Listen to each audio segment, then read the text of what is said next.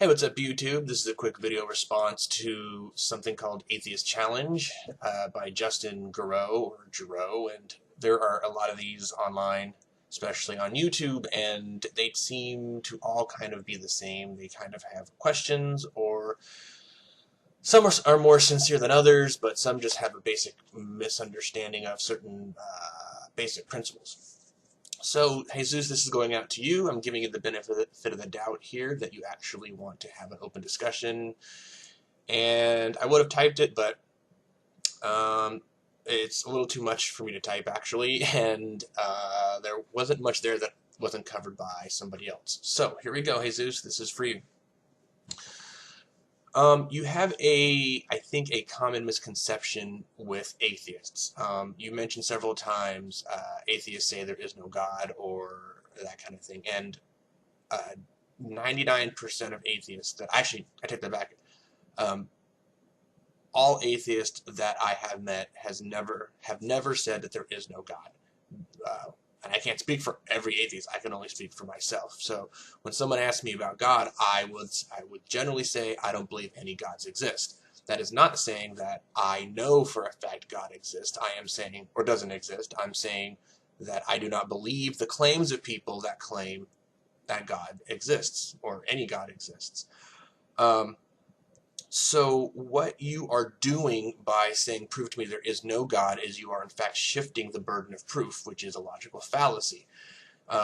One, you cannot prove a negative. So if I told you that I had an invisible green dragon on my shoulder, or, living in my house here, and you can't see him, and you would say, I don't believe you, or you might say, I believe you, I don't know, but for the sake of argument, say, I don't believe you, and I say, well, prove to me that it's not here.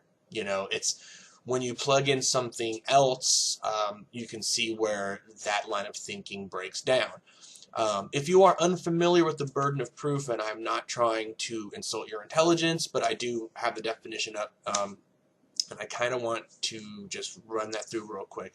If you Wikipedia, philosophic burden of proof, it says, the philosophical burden of proof, or onus, is the obligation on a party in an epistemic dispute to provide sufficient warrant for their position. When debating any issue, there is an implicit burden of proof on the person asserting a claim. An argument from ignorance, which is a logical fallacy, occurs when the lack of proof for a proposition is assumed to prove that the proposition is false. This has the effect of shifting the burden of proof to the person criticizing the claim, but is not valid reasoning. And essentially, when you say, prove to me there is no God, you are now shifting the burden of proof onto the person that's rejecting your claim, which makes no sense. The person that makes the claim has the burden of proof to prove evidence, or prove their case, provide support, provide evidence, to which the person they're providing it to, if it's compelling, they will believe you, and if it's not compelling enough, it has not met its burden of proof, and they will reject it. Same thing with Bigfoot. He has some grainy videos and photos that is compelling for some people, and that is not compelling to other people. So, burden of proof, that's what it is. So this whole idea of prove to me there is no God just needs to go out the window, because, quite frankly, no one is claiming that. If someone went up to you and was in an argument or debate situation with you and claimed for a fact they knew there was no God, then you can make the case that they needed to provide some sort of support for that, because they were asserting a positive claim. So that's that. Secondly, you said during debate situations, atheists use science to prove that God doesn't exist, and religious people use text. And you're half right. Religious people do often use scripture and stuff to provide support for the existence of God, and you are correct that it is not wise, because as a non-believer, we don't take the Bible for any sort of evidence anyway, so that's pointless. However, the part where I take umbrage is the sort of this sort of misconception of what science does. Science is not out to disprove the existence of God. Okay, science is a method and a tool that builds predictable models, and that is it. These models explain the natural world objectively because they are testable and they're verifiable. Now, that being said, it does not set out with the goal to disprove God. So, for example, many years ago, people thought lightning was caused by gods or an angry god's wrath or whatever. Same thing with disease and famine and all that sort of thing. Well, as science and, we progressed as a culture and society and a race, we discovered that lightning was, it was created through natural causes in the atmosphere and this and that. Thus, removing the idea that a god was sitting in the clouds throwing down lightning bolts. Now, it constantly, as we move along and advance as a race, the pockets of where there's a mystery and not you, but some religious people plug in God. Once we get the information for that, God is sort of this ever receding, pocket of ignorance. The more we understand the universe, the more we gain knowledge about the universe. The more we come up with predictable models that explain things naturally. So again, science is not out to disprove God, but it does offer plausible reasons and possible reasons how things can occur naturally without a God. So that's that.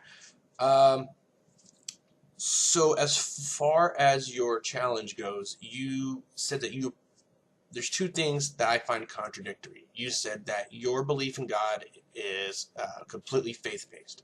And generally, when you talk to someone that says that, the conversation's over, because faith is, it carries a lot of baggage, right? So faith is essentially believing in something without evidence or to the contrary of evidence.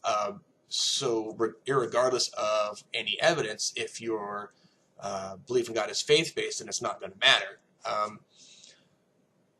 But then you said you also say you believe in God is rational, and you give a couple of reasons.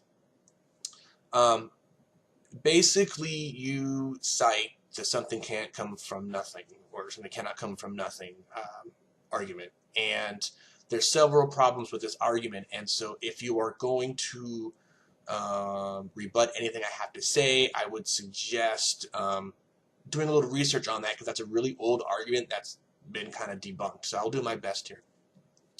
Something cannot come from nothing is an assertion, right? You are making an assertion. Therefore, I would then ask you, how can you demonstrate this? Okay. Now, if you say it's logically, by logic, it's impossible for something can't come from nothing. Then I would ask you.